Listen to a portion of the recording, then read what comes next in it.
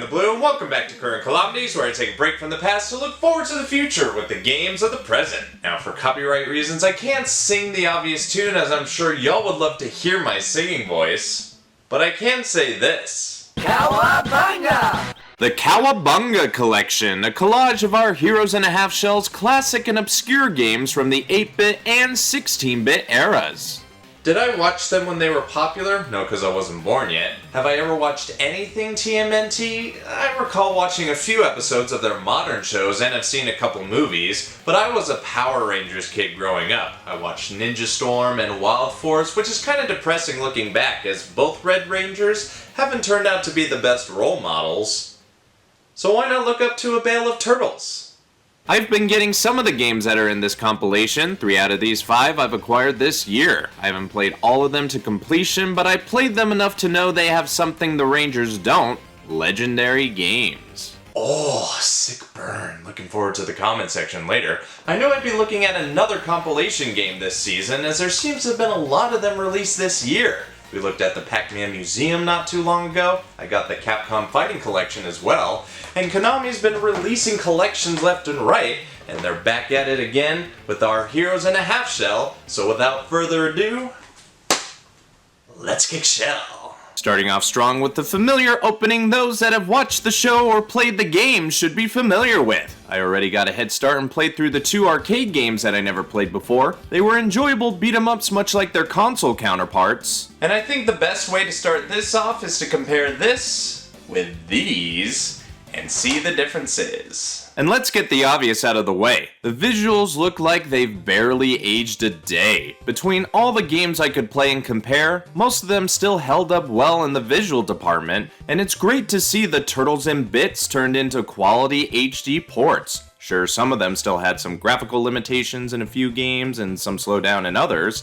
but that's how they were back then, and I'm kinda glad they preserved how it was. That doesn't mean they kept everything in. For example, they had to get rid of any sign of Pizza Hut. Makes sense to save money, and they aren't making it great anymore. I prefer Costco myself anyway, and these teens would go gaga for it. The controls also carried over flawlessly, especially in the latter games, as it felt just as good to play these versions than their Super Nintendo or Genesis counterparts. And I don't know about you, but I found the dreaded water level in the first game pretty easy to get by. You can't believe everything you see on the internet. Oh, fuck. Like most retro compilations in the modern day, they add in unique features to make the experience easier, like being able to rewind a certain distance back to redo your mistakes, or in this game's case, watch a full playthrough of the game to get the general idea on what to do, which is something I haven't seen implemented before. I try to avoid these as much as I can so I can truly play the game as it was intended, but I'll probably break that rule, I know myself.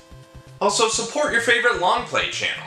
Everything's looking good so far. Played the ones I'm familiar with. Now it's really time to look into the ones I'm not, and we'll start with Tournament Fighters. If you're not familiar with it, the Turtles got their own fighting game back when the genre was setting the world on fire. All 3 versions of the game are present, including the sought-after NES version, which commands a higher price than the others. So you can bet I'm gonna play that first.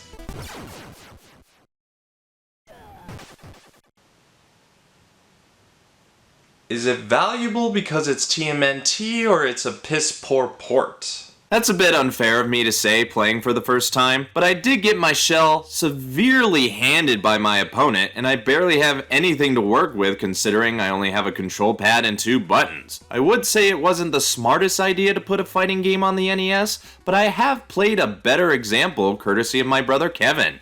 He sent me this game, which is a technical wonder on the Famicom, and it plays good. So the genre could work. I probably just need more practice on this. That goes the same with the other versions too. I didn't get anywhere with them, though they looked a heck of a lot better and clearly had more going on. Like I finally got to play someone else as opposed to the Turtles, like Casey Jones, and I got whooped by April O'Neil. When the hell did that ever happen in the series?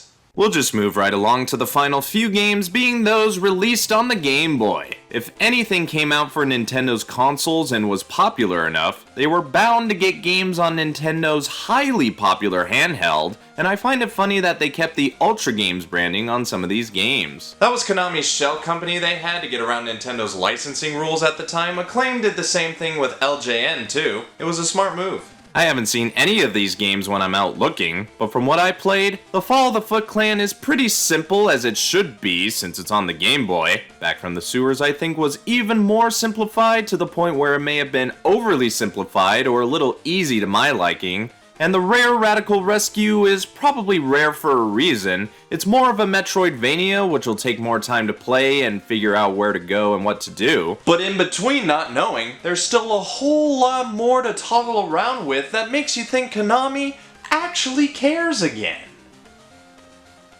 It's either that or the pressure was put on them by Nickelodeon. Other than the fun little things you can do during the game, you could actually hit a button to switch it to its Japanese equivalent that you can also play and see the differences in too. But outside of the games is where it gets really interesting, for if you head into the Turtles' lair you can find all sorts of cool stuff to look at, including original game boxes, advertising in magazines and catalogs, development documents, screenshots from their television shows, and so much more. The amount of unique shit that's available on a silver platter is amazing and commendable, and it also makes me wonder what other products of theirs they had to blur out due to outdated licensing. It's funny what they can or can't show off anymore because they lost the rights to. Movie games make sense, but they're still able to show whatever the hell that is. And that's everything in a nutshell. Or a turtle shell, if we're keeping with that theme. Might have went by quick, but if that's all there is, I shouldn't drag this on too long. I presented everything the game has to offer, and I'm sure y'all can make a decision if the game is worth it or not. I know it was for me, as I'll continue to play a lot and learn a lot about the Heroes in a Half Shell. Like, did you know they used to have a live-action show at one point, which was cringeworthy as fuck? Or the theme song to the original series was composed by the same guy that made 2.5 Men and The Big Bang Theory? I'm still wrapping my head around that. So with all that being said, what's my overall opinion?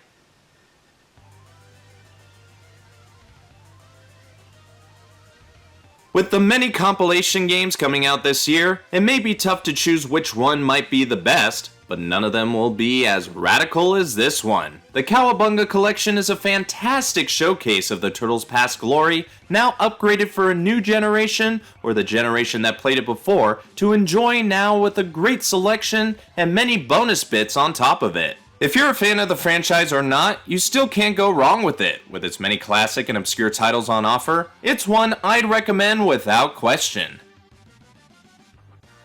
Now, is there any way to watch the original series online? I know you can find some older Power Rangers seasons on YouTube, even rewatched Wild Force recently.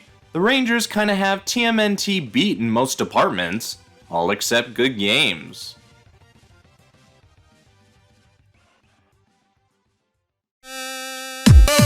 So what do you think? Do you agree with me, or have your own thoughts? Let me know by leaving a comment. If you like what you see, like the video with those thumbs up. If you think anyone else would like this vid, share it around. And if you want to see more of me, this show, and others, hit the subscribe button. I'm BrianTheBlue, thanks for watching. I'm going back to the past, and until next time, I'll see you in the future.